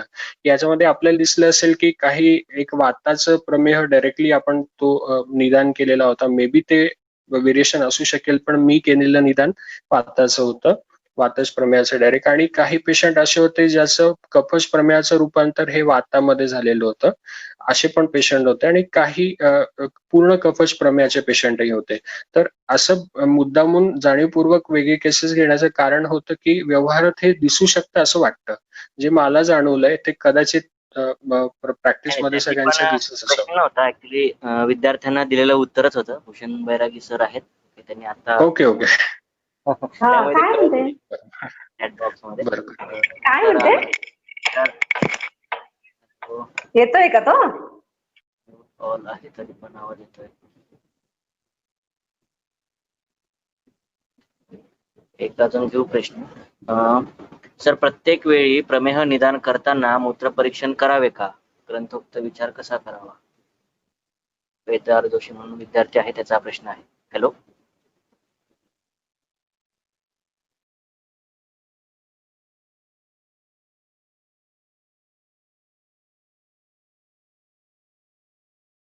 हॅलो हॅलो, येतोय आवाज. हा, प्रश्न कळाला का सर? हो कळाला, लक्षात आला, मी उत्तर देतो. याच्यामध्ये दोन मुद्दे असतात असं वाटतं. एक ग्रंथोक्त टेक्स्च्युअल रिप्रेझेंटेशन किंवा टेक्स्च्युअल जे प्रोटोकॉल असतो तो एक असतो, आणि दुसरा असतो व्यावहारिक प्रोटोकॉल, ज्याच्यामध्ये अनेक वेळा मर्यादा काही गोष्टींना येऊ शकतात. जर आयडियली विचार केला तर प्रत्येक पेशंटचं मूत्रपरीक्षण हे केलं पाहिजे आणि ते मदत आपल्याला नक्की देऊ शकतं. मूत्रपरीक्षण केलं तर आपल्याला निदानाला सौकर्य येऊ शकतं. पण एवढं मात्र लक्षात येतं की पूर्ण निदान हे मूत्रपरीक्षणाने होऊ शकतं. म्हणजे प्रथम दर्शनी किंवा प्रॅक्टिसच्या काही सुरुवातीच्या वर्षामध्ये पहिल्यांदा फक्त मूत्र बघितलं आणि निदान केलं, हे जरा म्हणजे अवघड वाटते ही गोष्ट व्यक्तिशः. त्याच्यामुळे पूर्ण निदान हे मूत्राने जरी होत नसलं तरी दरवेळी मूत्रपरीक्षण केलं तर मदत नक्की मिळू शकते. काही वेळा कन्फ्युजन असं होतं की काही मेडिकेशन्स B12 उदाहरणार्थ आपल्या सगळ्यांना माहिती की ते कलर किंवा कन्सिस्टन्सी चेंज करतात, किंवा काही गोष्टी रिसर्च व्हायच्या राहिलेल्या आहेत, जसं अँटी डायबेटिकचे वेगवेगळे मॉलिक्युल्स असतात जे वापरत असतात पेशंट, इन्सुलिन वापरत असतात, तर त्याचा मूत्रावर आणि मूत्राच्या कन्सिस्टन्सीवर काय परिणाम होतोय हे आपण अजून ऑब्झर्व केलेलं नाही, किंवा त्या काळी ही औषधं असल्यामुळे नेमके पण आपल्याला माहिती नाहीये. तर तो तसा जर रिसर्च झाला आणि त्याच्यामध्ये काही बाहेर आलं तर आपण मूत्रपरीक्षण करू शकतो. पण काही वेळा ते फसवही असू शकतं की मेडिकेशन चालू आहे आणि त्याच्यासोबत आपण फक्त मूत्रपरीक्षण करून निदान करण्याचा प्रयत्न केला तर काही वेळा मिसगाईड होऊ शकतो. त्याच्यामुळे निदान पंचक, आपला हेतू, नाडी परीक्षण आणि त्याच्यानंतर मूत्रपरीक्षण या सगळ्यांचा एकत्र अंतर्भाव केला तर जास्त प्रिसिजन येऊ शकतं असं वाटतं. अगदी बरोबर. चालेल, धन्यवाद सर. बऱ्यापैकी प्रश्न संपलेले आहेत. खूप सुंदर केसेस होत्या तुमच्या आणि त्यामुळे बऱ्याच जणांना कॉन्फिडन्स आला असेल. अजूनही ज्येष्ठ वैद्य आहेत ग्रुपमध्ये. माझं असं सगळ्यांना परत एकदा आवाहन आहे की प्रमेय हा विषय जर चालूच झाला आहे तर त्यांनी पण त्यांचे अनुभव मांडावे. तर एखादं लेक्चर परत त्यांचं देखील ठेवता येईल. तुम्ही तसा संपर्क साधावा किंवा आम्हाला सांगावे, कारण की हा खूप हॅलो. मोठा विषय आहे. हा, हॅलो. सर मला एक विचारायचं होतं की समजा आपण जर हॅलो, हो, आवाज बोला येतोय? मॅडम. हा, हो, बोला येतोय, मॅडम. बोला. प्रमेयावर समजा रिसर्च करतोय आणि हा. त्या औषधाने आपल्याला लक्षणांमध्ये पूर्णता म्हणजे उपशय मिळतोय, म्हणजे त्यांची नक्तमूत्रता म्हणा, उत्साह हे सगळं वाढलंय, नक्तमूत्रता कमी झाली, बहुमूत्रता कमी झालीये, BSL फास्टिंग बरोबर, PP पण नॉर्मल येत आहे. पण बरोबर. HbA1c 6 to 6 पॉईंट आपलं 7 पर्यंत जर येत आहे तर आपण क्लिनिकली तर ते रिझल्ट चांगले येत आहे, पण इन्व्हेस्टिगेशन मध्ये HbA1c फक्त वाढलेलं येत आहे. तर आपण त्याचं रिसर्च मध्ये कसं हे करू शकतो, म्हणजे की कसं बॅलन्स किंवा आपल्याला प्रूव्हन लागतं ना की इन्व्हेस्टिगेशन मध्ये हे कमी झालेलं दिसलं पाहिजे. तर याला आपण ओके. कितपत महत्व देऊ शकतो म्हणजे HbA1c ला? हो, थँक्यू मॅडम. मी देतो उत्तर. याच्यामध्ये थोडंसं मी म्हणजे लहान तोंडी मोठा घास घेऊन सगळे मोठे वैद्य असताना बोलू इच्छितो की सरांचं जे वाक्य होतं ते मी इथे रिपीट करू इच्छितो की रिपोर्ट्स ह्या ज्या गोष्टी आहेत ना त्या बरेच वेळा सब्जेक्टिव्ह असू शकतात. म्हणजे व्यवहारात बरेच वेळा आपल्याला असं दिसून येतं की हेपॅटायटिस B पॉझिटिव्ह आहे पण अग्निबल छान आहे, सिम्पटम काही नाहीये पेशंटला, धातू सातम्याची सगळी लक्षणं समजा नसली तरी बरीचशी लक्षणं आपल्याला दिसत आहेत किंवा बऱ्याचशा व्याधी अशा आहेत. उदाहरणार्थ आपण डायबिटीसच घेऊया. आता केस नंबर 2 जी आपण प्रेझेंट केली होती मधात त्याची, त्या पेशंटची आजही HbA1c ही बिलो 6 नाहीये. पण त्याची सगळी लक्षणं ही कमी झाली आहेत. त्यांची रसायन चिकित्सा करून आता त्यांचं बल हे पूर्वीपेक्षा खूप चांगल्या पद्धतीने ट्रीट झालेलं आहे. सो अशा परिस्थितीमध्ये HbA1c ला सर्वस्व मानावं का नाही मानावं हा कम्प्लीट वेगळा विषय होऊन जातो. आणि जर आपण पेशंटला कन्व्हिन्स करू शकलो, कारण पहिले जर आपणही कन्व्हिन्स असलो आणि आपण पेशंटला कन्व्हिन्स करू शकलो की रिपोर्टच्याही पलीकडे बऱ्याच गोष्टी असू शकतात, तर ही अडचण व्यावहारिक येणार नाही असं वाटतंय मला. पण रिपोर्ट हे फक्त एक criteria, one of the criteria असू शकतं आपलं सक्सेस किंवा हे बघण्याचं. पण कम्प्लिटली आपली जी पुनर्भवाची किंवा पेशंट ठीक होण्याची लक्षण आहे ना त्याच्या इतकं कन्फर्मेटरी काहीच नाही असं वाटतं बरेच वेळा. चालेल, थँक्यू सर. हो, थँक्यू. प्रत्येकदा धन्यवाद प्रतीक सर. तुम्ही आम्हाला वेळ थँक्यू, दिला, एवढ्या छान केसेस मी मांडल्या आणि खूप मी सोप्या सगळ्यांचा भाषेत. आभार मानतो आणि मोठ्या वैद्यांना क्षमा मागतो. काही आगाऊपणे बोलून गेलं असेल तर कृपया मार्गदर्शन करा. ही पहिलीच वेळ होती माझी बोलण्याची. सरांच्या प्रोत्साहनामुळे मी बोलू शकलो त्याबद्दल सरांचा पुन्हा धन्यवाद. परत एकदा धन्यवाद सर. आणि सध्या शंका सगळ्या संपल्या आहेत तर त्यामुळे आपण आजची मीटिंग इथंच संपली असं मी घोषित करतो.